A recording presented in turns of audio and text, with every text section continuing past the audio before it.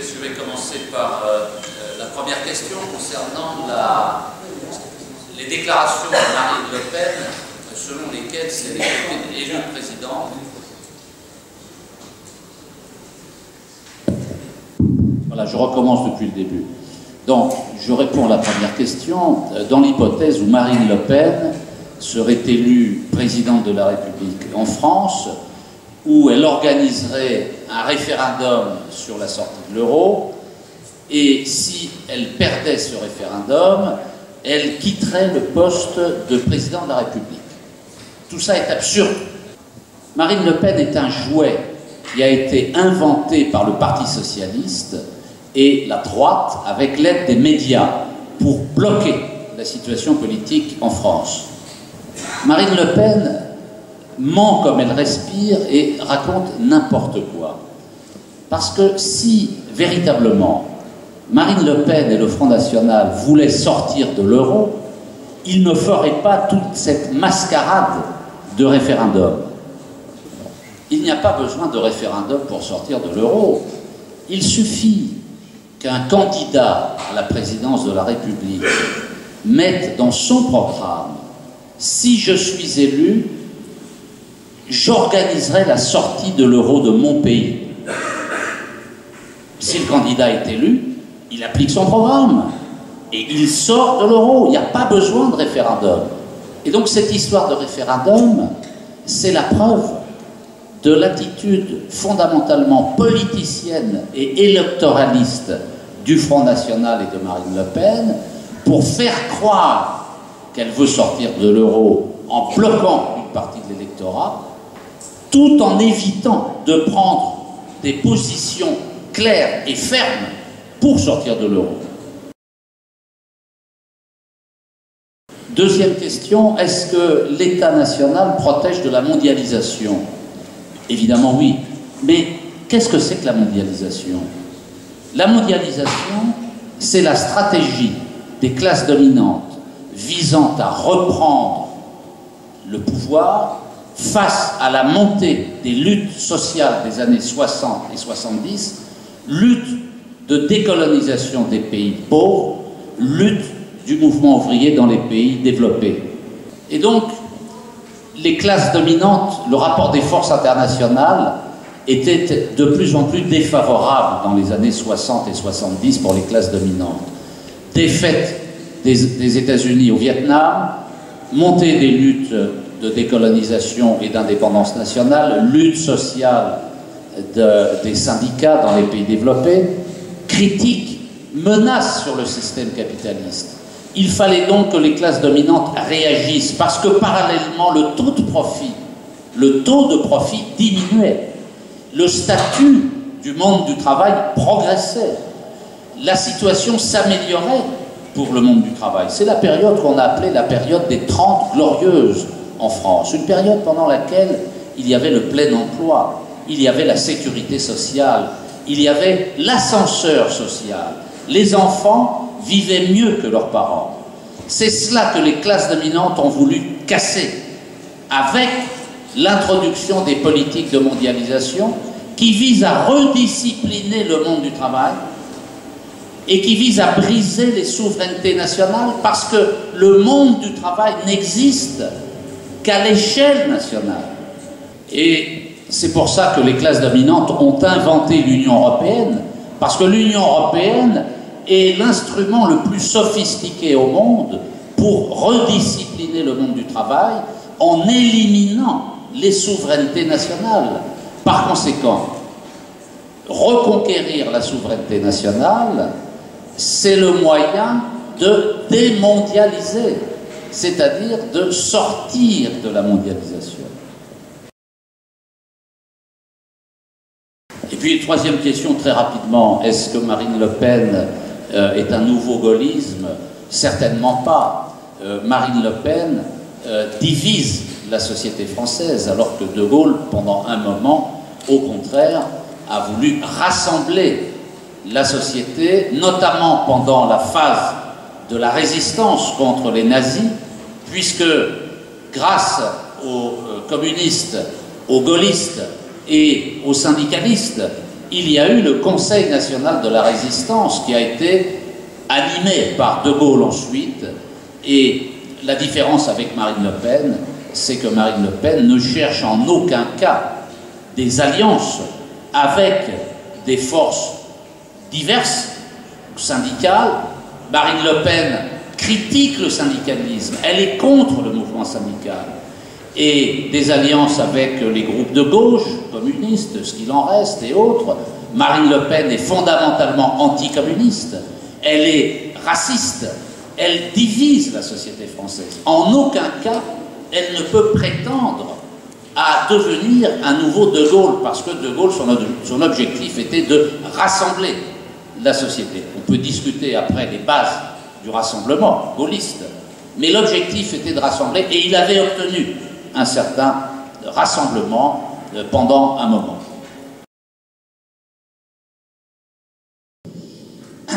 Alors d'abord, la question sur le point de savoir s'il existe des forces sociales et politiques qui peuvent résister à la mondialisation.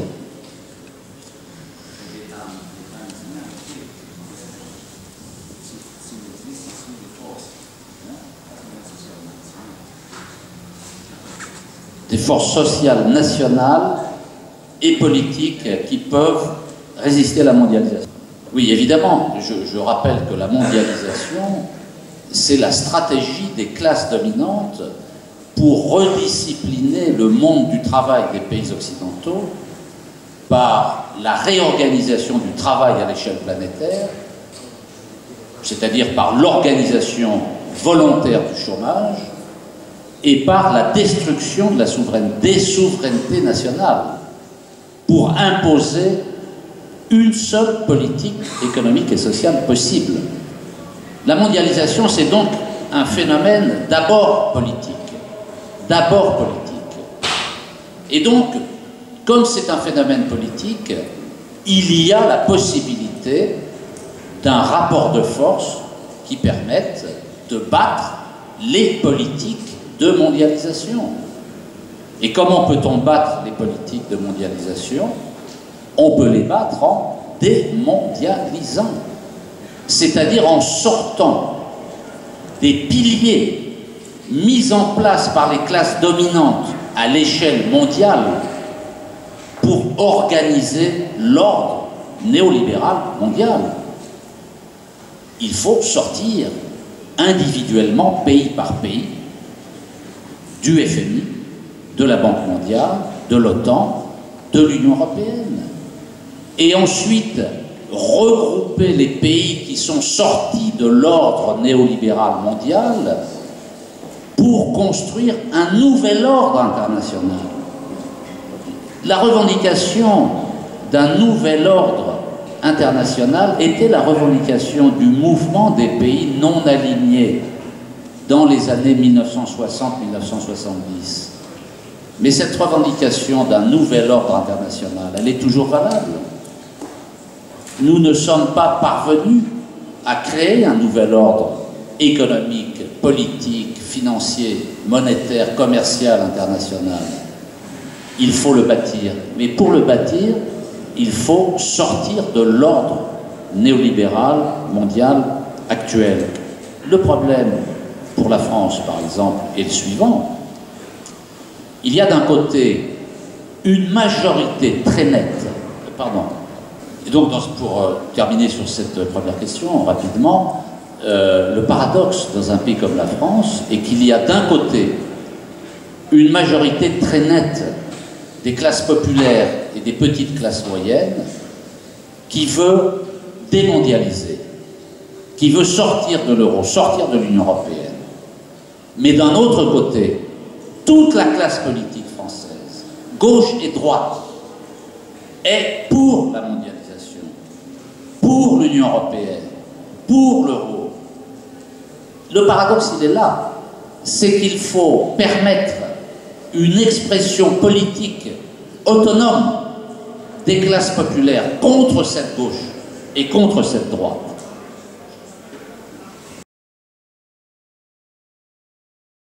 D'abord, pour dire que je suis d'accord avec ce qu'a dit Alekos Alamakos tout à l'heure. concernant la sortie de la mondialisation. Et l'exemple d'Amérique du Sud est tout à fait, non pas un modèle, mais c'est un excellent exemple.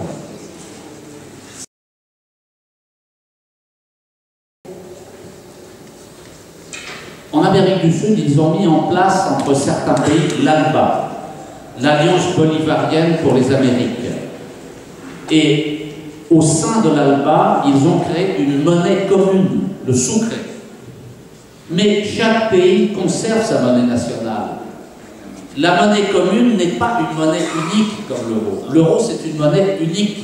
Ce n'est pas une monnaie commune.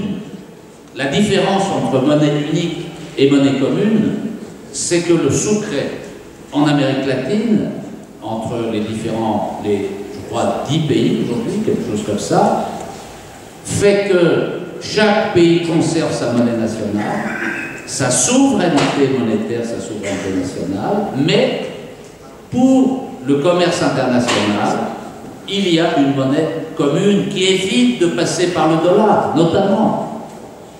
Et donc l'expérience de l'ALBA et du sucre montre que l'on peut démondialiser, dédollariser, tout en développant la coopération internationale.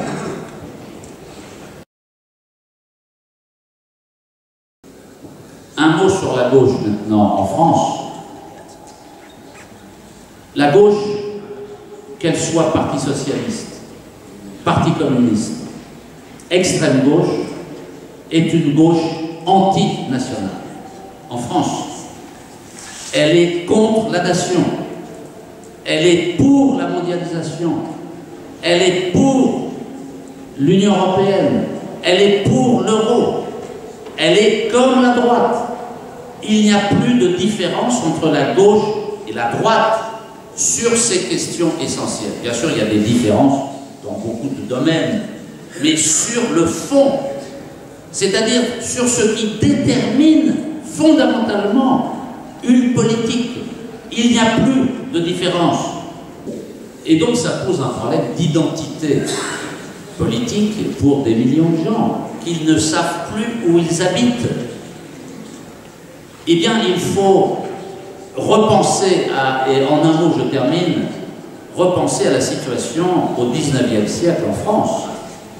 Au XIXe siècle, il y avait la droite, mais la droite était représentée par les monarchistes ou les partisans de l'ancien régime. Il y avait la gauche, mais c'était une gauche républicaine bourgeoise dont l'objectif était de libérer les forces productives pour développer le capitalisme et la révolution industrielle, et qui avait besoin de la République pour cela. Et il y avait le mouvement ouvrier. Le mouvement ouvrier en France a toujours été contre la gauche. Et la gauche a toujours été contre le mouvement ouvrier. C'est la gauche qui a massacré le mouvement ouvrier lors de la révolution de 1848 et lors de la Commune de Paris en 1871. Et donc, est-ce qu'on a le choix en France d'être ou de droite ou de gauche, ou d'extrême droite ou d'extrême gauche? Non. On peut être démondialisateur, on peut être révolutionnaire. Il ne faut pas avoir peur de revenir à la notion de révolutionnaire. Ça n'est pas une notion qui doit être assimilée à la violence. C'est une notion qui doit être revalorisée parce que justement, face à la mondialisation néolibérale, il faut une révolution pacifique, une révolution des esprits.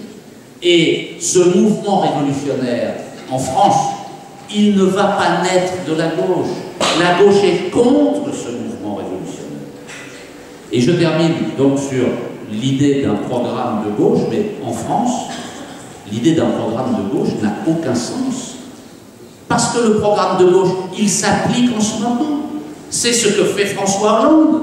François Hollande, le président de la République en France, il est de gauche. Et il applique un programme de gauche. C'est ce qu'il nous dit tous les jours. Je mène un programme de gauche. Je fais une politique de gauche. Et donc, ça n'a pas de sens pour nous, Français, de parler d'un programme de gauche. On va parler de choses concrètes. On va parler d'un programme de démondialisation. Là, c'est concret.